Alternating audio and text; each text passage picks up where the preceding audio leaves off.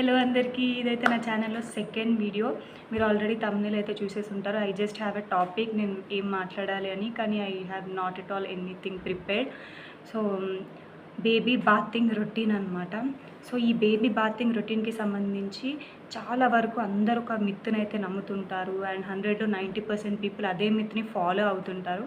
So ఇవాళ అది break చేయడానికే నేను ఈ వీడియో అన్నది స్టార్ట్ చేశాను. And I feel it is very very important. I'm so much obsessed with this baby bathing routine కావచ్చు, బేబీ మసాజ్ కావచ్చు. బికాస్ చాలామంది ఈ అమ్మమ్మలు నాయనమ్మలు చెప్పిన మాట వినేసి బేబీస్కి ఎంత గట్టిగా స్నానం చేపిస్తే పిల్లలు అంత గట్టిగా అవుతారు అనేసి. సో ఏదైతే ఈ మిత్ అనేది ఉందో డెఫినెట్లీ అస్సలు మంచిది కాదు. ఎవ్వరిది ఫాలో అవ్వద్దనే నేను చెప్తాను. ఎందుకు ఏంటి అసలు అది నిజం అవ్వదా, నిజమా ఏంటి అన్నది మనం తెలుసుకుందాం. సో ఈ బేబీ మసాజ్ అన్నది చెయ్యొచ్చా చేయొద్దా? Baby massage is very important, చెయ్యాలి. కానీ ఎంతవరకు జెంటిల్గా చేయాలి అని తెలుసుకోవడం ఇంపార్టెంట్ అనమాట. సో బేబీస్ని ఎందుకు మరి గట్టిగా స్నానం చేపియొద్దు, చేస్తే ఏమవుతుంది అంటే, వాళ్ళు అప్పుడే పుట్టిన బేబీస్ వాళ్ళ బోన్స్ గట్టిగా ఉంటాయని అసలు ఎలా ఎక్స్పెక్ట్ చేస్తాం కదా. వాళ్ళని ఎంత గట్టిగా స్నానం చేపిస్తే వాళ్ళ బోన్స్ అనేటివి అంత గట్టిగా అవ్వవు. మేబీ ఇంకా గట్టిగా చేపించడం వల్ల డిస్లొకేట్ అయ్యే ఛాన్సెస్ ఉంటాయి. వాళ్ళ టిష్యూస్ అనేవి చాలా సెన్సిటివ్గా డెలికేట్గా ఉంటాయి. అలా చేయడం వల్ల ఇంకా ఏదైనా బేబీస్కి హెల్త్ ఇష్యూస్ కానీ ఎఫెక్ట్ అయ్యే ఛాన్సెస్ ఉంటాయి. కానీ బేబీస్ మంచిగా ఉంటారని అయితే అనుకోవద్దు. అండ్ బేబీ మసాజ్ మరి ఎలా చేయించాలి అంటే, వాళ్ళకి మసాజ్ అనేది సూదింగ్గా అనిపించాలి, వాళ్ళు రిలాక్స్ అవ్వాలి. అలా మసాజ్ చేస్తే వాళ్ళకి నచ్చాలి. అండ్ వాళ్ళు అలా చేపించడం వల్ల వాళ్ళు మంచి నిద్రపోవడానికి హెల్ప్ అవుతుందన్నమాట. ఎందుకంటే వాళ్ళు బేబీ అన్నది వాళ్ళ మదర్ యొక్క పొట్టలో 9 months ఒకే ఫామ్లో ఉంటుందన్నమాట. కదిలినా కూడా ఒకే దగ్గర ఉంటుంది కాబట్టి బయటికి వచ్చాక ఎక్కువగా ఆవలించడం కానీ, ఒళ్ళిరవడం లాంటివి కానీ చేస్తుంటారు మీరు గమనిస్తే. సో వాళ్ళకి బయటికి వచ్చిన తర్వాత బ్లడ్ సర్క్యులేషన్ అన్నది మంచిగా అవ్వడానికి, వాళ్ళ బాడీ అన్నది ఫ్లెక్సిబుల్గా అవ్వడానికి అండ్ మంచిగా ఫీల్ అయ్యి వాళ్ళు బాగా నిద్రపోవడానికి హెల్ప్ అవుతుంది. కానీ బోన్స్ అనేటివి గట్టిగా అవుతాయి, పిల్లలు గట్టిగా ఉంటారు, వాళ్ళు సో కాల్డ్ ఈ మైల్ స్టోన్స్ అన్ని త్వరగా పాస్ చేస్తారు అనుకోవడం అయితే చాలా పెద్ద మిత్.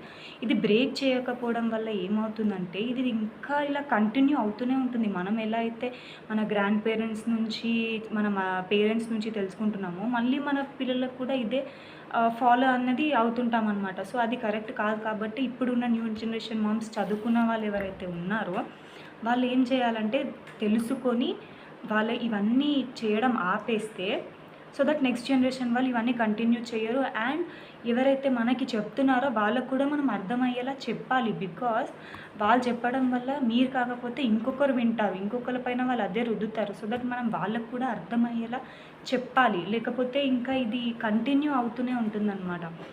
సో ఇవన్నీ ప్రాక్టీసెస్ ఎందుకు ఇవన్నీ ఇలా వస్తున్నాయి? మరి వాళ్ళు అప్పట్లో చేశారు కదా, మరి ఏం అవ్వలేదా? వాళ్ళు నిజంగానే అంత గట్టిగా ఉన్నారేమో అనేసి మీకు అనిపించవచ్చు.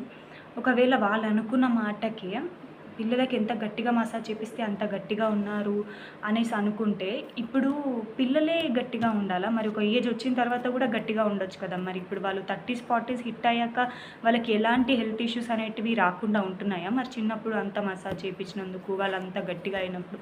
సో గట్టిగా అనడం అనేది లైఫ్ లాంగ్ ఉండాలి కదా, చిన్నప్పుడే ఉంటే సరిపోదు కదా.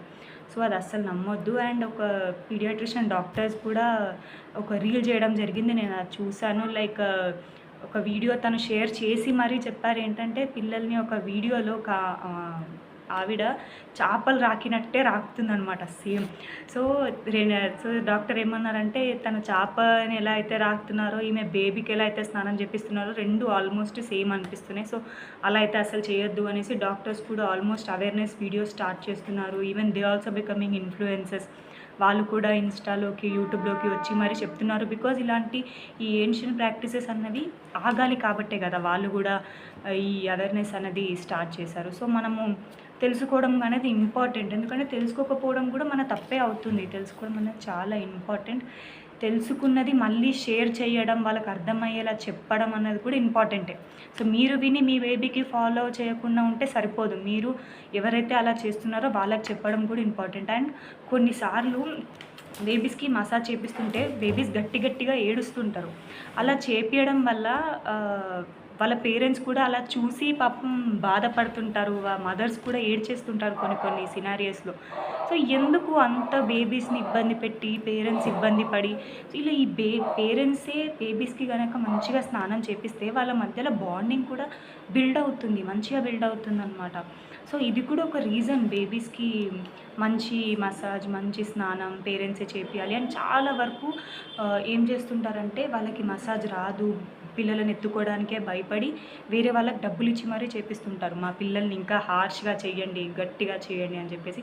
మీరే అసలు పేరెంట్స్‌గా డిసైడ్ చేసుకొని మీ బేబీకి మీరు ఎంతో లగ్జరీస్‌గా, ఎంతో కంఫర్ట్స్ ఇయ్యాలనుకుంటారు, బెస్ట్ ఇవ్వాలనుకుంటారు. అలాంటి వాళ్ళు మీరు ఈ మిత్‌ని నమ్మి నాకు అర్థం చేసుకోగలుగుతా నేను గూడా. ఎందుకంటే ఈ గట్టిగా చేస్తే మా పిల్లలే గట్టిగా ఉంటారు కదా అని మీరు అది కూడా లవ్‌తోనే ఆ బాధను భరిస్తున్నారు. But why? It's not needed.